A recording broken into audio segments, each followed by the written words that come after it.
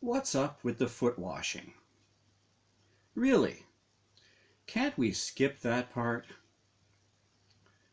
Well, it would be a shame, because not only is this ritual a symbol of spiritual cleansing, but let's think about it.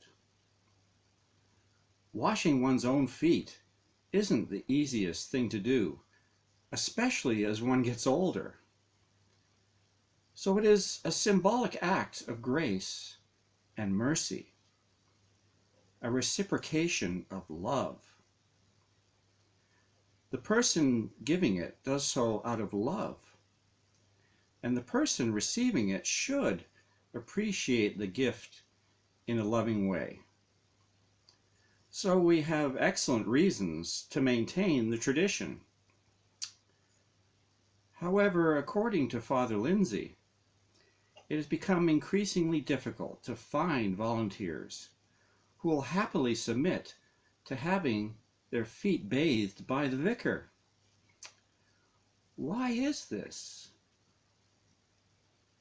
Let's ponder that for a moment. Do you have lovely toes? I'm pretty sure I don't. And the foot they're attached to is no work of art either. There's spidery veins, flaking skin, wispy tufts of hair, not to mention gnarly nails that I can't get around to trimming. Who wishes to flash all that in public, even in the service of our beloved vicar? But let's put appearances aside and take for granted that the priest really won't be offended by what normally hides within our shoes. He's seen far worse and hasn't hung up his collar in protest. We might feel uncomfortable for other reasons, apart from being a bit ticklish. I'll wash my own feet, thank you. Nobody has to do it for me.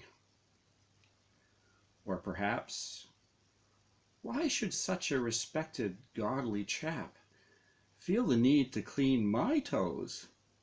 I'm not worthy of it. Or perhaps the following offers another explanation for our ticklish embarrassment. We British are reputed to eschew public displays of intimacy, and if ritual foot bathing is a profoundly loving act, we don't want any part of such blatant romance.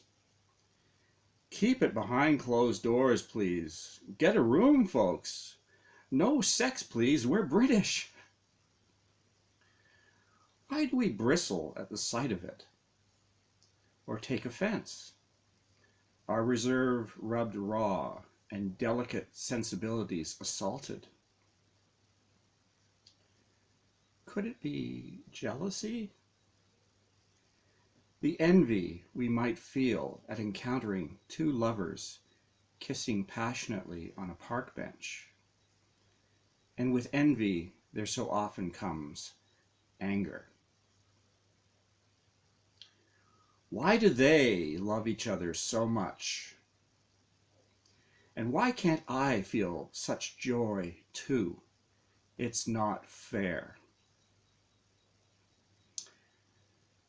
When Jesus had his feet bathed with the tears of Mary Magdalene, do you think others in attendance were jealous?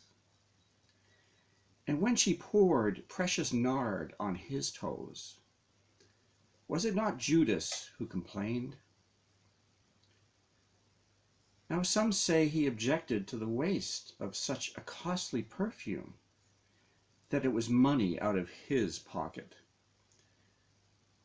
But if we looked in his heart, we might see jealousy burning brightly.